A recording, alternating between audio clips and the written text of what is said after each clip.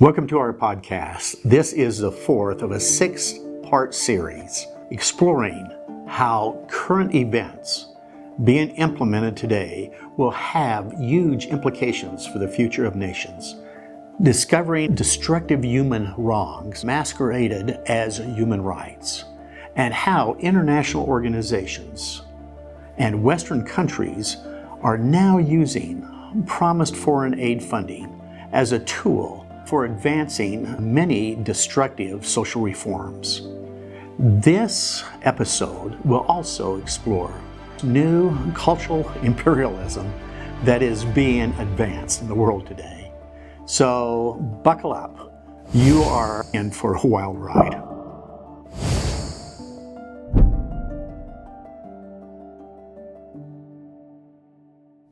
I had just arrived at the Mexico City International Airport to attend the World Congress on Families as an invited speaker. At the airport, I saw Sharon Slater, president of Family Watch International, a highly esteemed expert on international policy.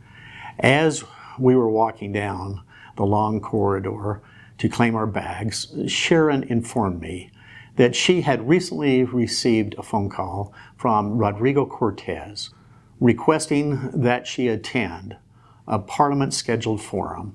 We must give the good fight, because if you break the family, if you hurt the family, you are hurting the nations, the future, the humanity.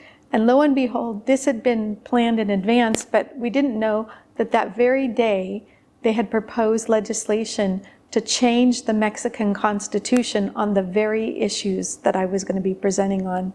They were going to try to force comprehensive sexuality education as a mandatory, statute in the Constitution of the country of Mexico for starting at preschool. Their parliament had received a bundle of approximately 51 bills.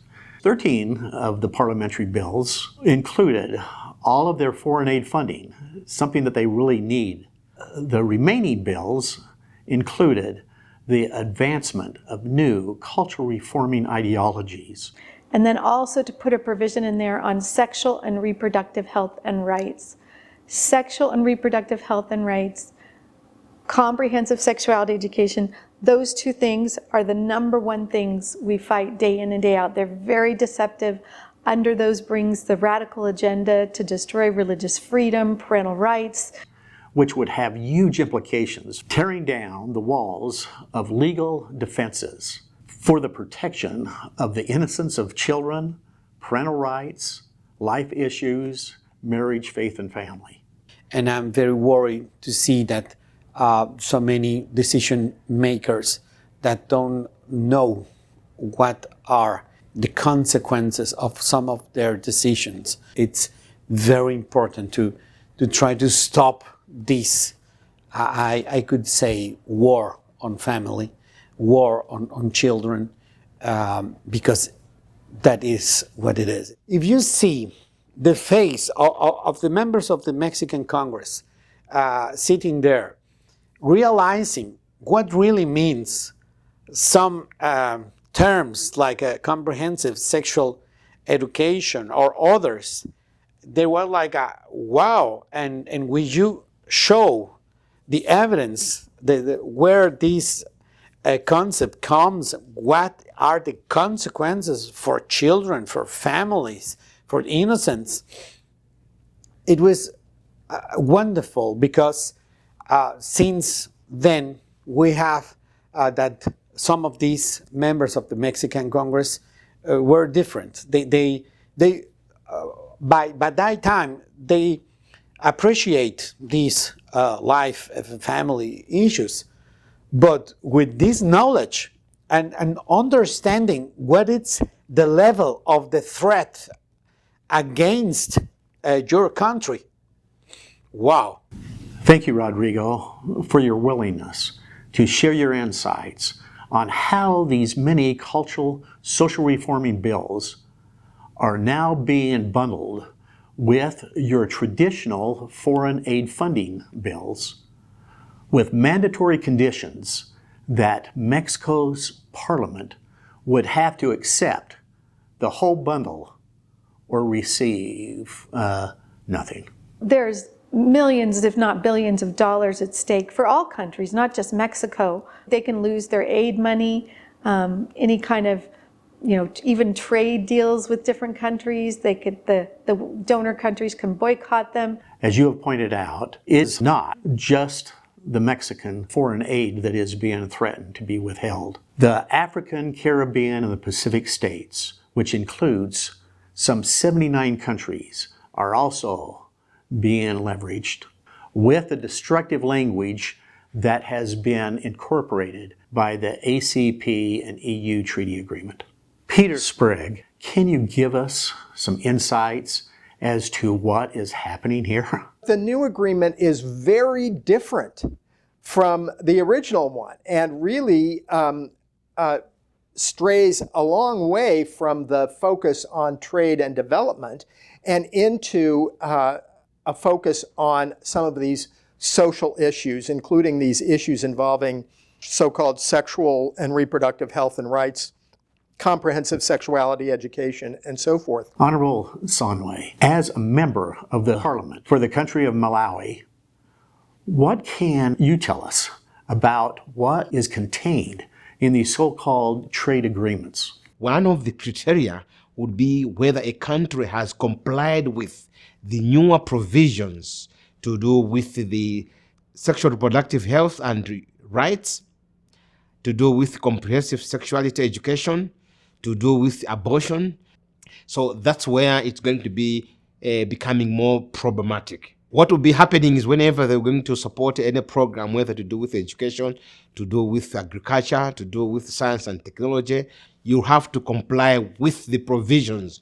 So all these provisions, they are advancing the issues to do with the SRH, the issues to do with the abortion, the issues to do with the CSEs.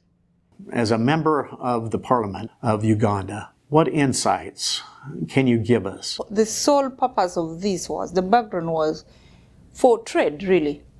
Do business. Come together to do business. They now want to introduce this LGBTQ agenda into as one of the conditions for this, ACPA agreement. And we're saying, wait, was this part of the deal? I mean, was it the sole reason why this was created? No. Why are you introducing it now? Why are you making it a condition? And Kyoko, you have been at the very forefront in the defense of the family in Kenya with Citizen Go. And what can you tell us about the ACP-EU agreement from your perspective? I've seen the content, which is really very, very bad. As a group of people in Europe trying to impose conditions on us in Africa, giving us something good with ties. The way it is being marketed to our parliamentarians, you'd think that it's a very good thing, but we have tried to meet a number of parliamentarians, policymakers, decision makers in our ministries to inform them what is really in this treaty. The main thing is sexual reproductive health rights, and when you interpret that, you will see definitely abortion, you'll see definitely contraception for children, and of course sexualization. Dr. Shirley Magazi, as the executive chairperson of the Christian Coalition of Churches in Namibia, what implications will this have for the family-friendly countries of Africa? We're noticing more and more there's penetration to really take away our values, and that is being seen in the process of laws that are being made, policies that are being made, trying to change who we are. That's really what this fight is about.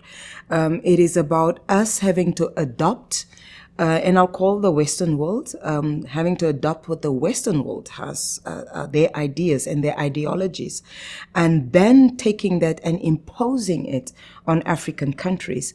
And this is where we need to realize that this is a new colonialism. It's no longer about that which was taking place in the past. They're playing with our minds. They're playing with our values, making us want to look like them. And this is where we're telling our people is, let's preserve who we are. We are different, and we still have so much ahead of us that if we have to look at what's happening in other developed countries, they've lost who they are. Sharon, you have been a speaker at many international forums on the terms and language that is being used in international documents.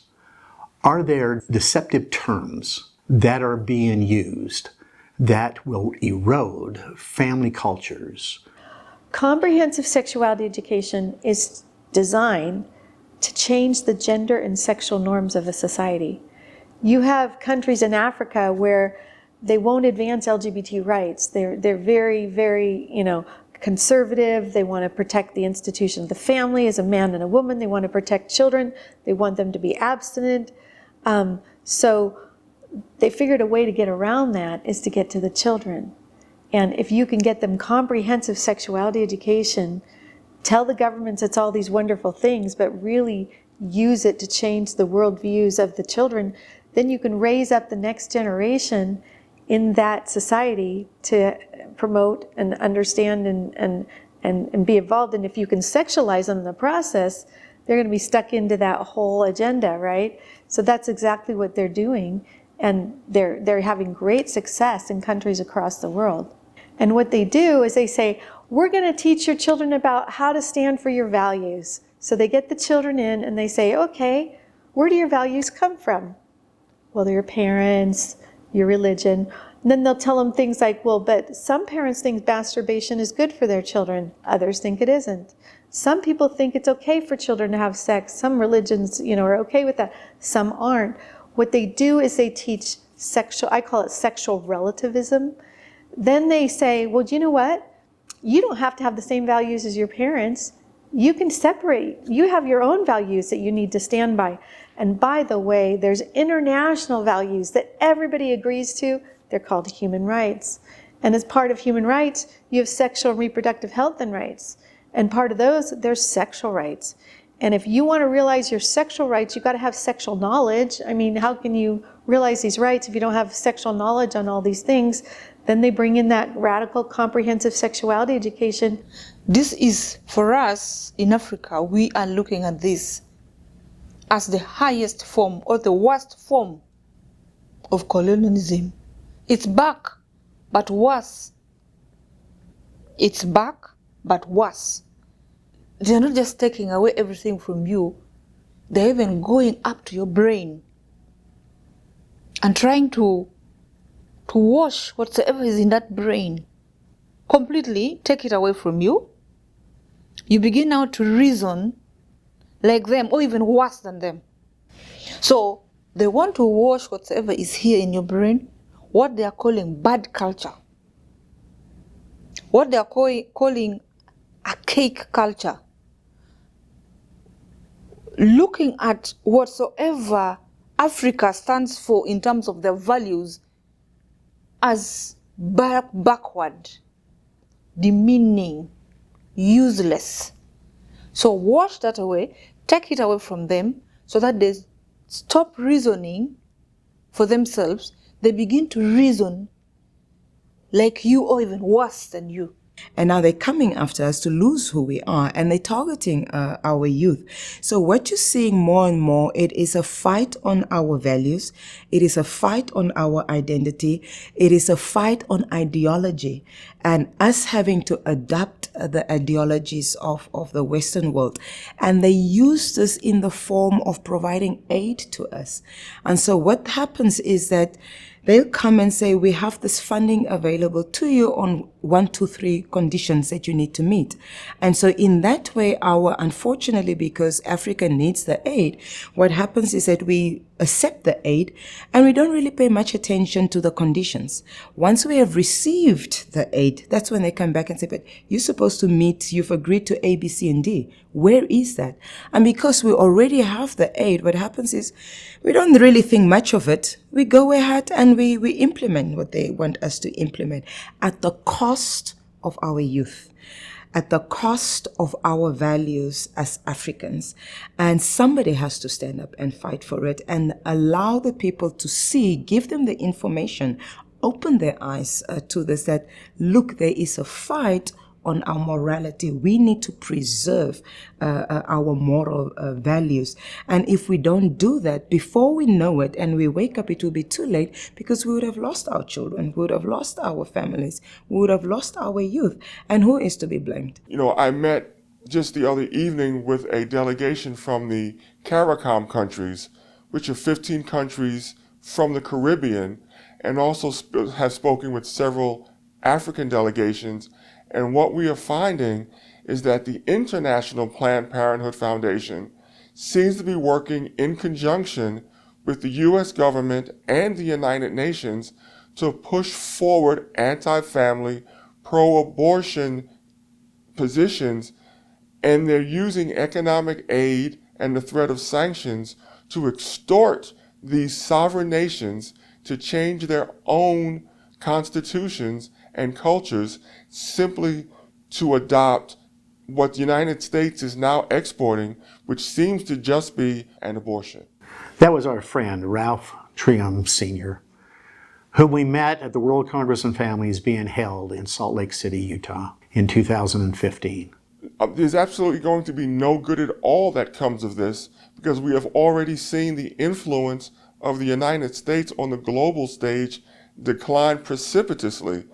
And in part it's declining because we are going into these nations and being imperialist and in trying to impose on them values which are anathema to their culture and constitution. What we've realized is that the battle is really on the moral decay in countries like Namibia. And this has come a lot from the push from the Western world. I call it the new colonialism, where so much pressure is being put for us to let go of our moral values. And so most of what is happening is really an attack on that, on the morality and ethical principles of Namibia. We've got to take back our values. We've got to take back what we believe in. We've got to protect our culture. Because who said our culture is wrong? We don't always have to accept what the Western world has to tell us. We need to preserve who we are. We've got something to give to the world. And if we don't preserve who we are, we will be like the rest of everyone. The impact of these social programs is you now have generations of families without men. You have families where there has not been a father figure in the home raising the children for 3 or 4 generations. And when you lack that authority figure, that figure that provides stability, now you have generations of children who have been raised with no respect for authority, and those children are now acting out, and we see it daily on our streets, in our public schools, where there is just a complete lack of respect for authority and a breakdown of culture and society.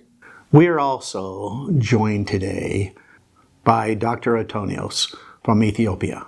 Doctor, is there language incorporated in this proposed ACP treaty agreement that may be considered a violation of the sovereignty of nations? Our national parliaments don't even know the content of the agreement. Our lawmakers are asking the EU to give us the draft document, the final draft document, but EU is not willing to give us. So they're just going to go ahead and get it signed in May or June of this year, 2023. In fact, they're planning to have it signed as soon as possible without the ratification by our national parliaments. This is a serious sovereignty issue. I mean, how come a nation get into an agreement of a 20-year agreement without Parliament knowing what the content of that agreement is? I mean, this is unconscionable. At the Universal Declaration of Human Rights was put into place to protect the cultural integrity and sovereignty of nations, for the protection of world peace. The reason why Universal Declaration, it was to protect these cultures, not to destroy, not to find definitions that suits us.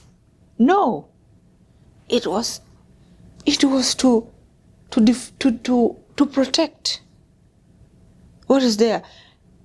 We have a whole UN body that is in charge of preservation of cultures.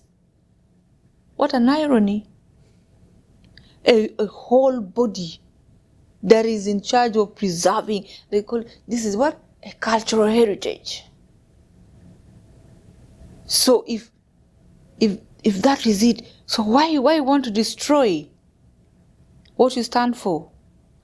So what is now the meaning of this body if it can't do what it's supposed to do? The content of that agreement being very destructive to the cultural, religious, and social values of that nation. And this is the kind of play that is going on. In fact, when you go into the document, like I said earlier, you don't see these things, clearly. You don't see gay rights, you don't see abortion, but they are there in wordings that are not clear to our lawmakers. It's a wordplay. For example, they use the terms like sexual and reproductive health and rights. When you look this word, SRHR, the acronym, sexual and reproductive health and rights, it looks benign. It looks as if it is having no serious impact. But when you look into it, when you look into the definition given by the European Union for the word sexual health, for the word reproductive health, you will be appalled. Ambassador Dahab, as a representative of the country of Sudan for over 30 years to the United Nations, to Russia, Malaysia, and former Yugoslavia, Ambassador, with that wealth of experience, what can we learn?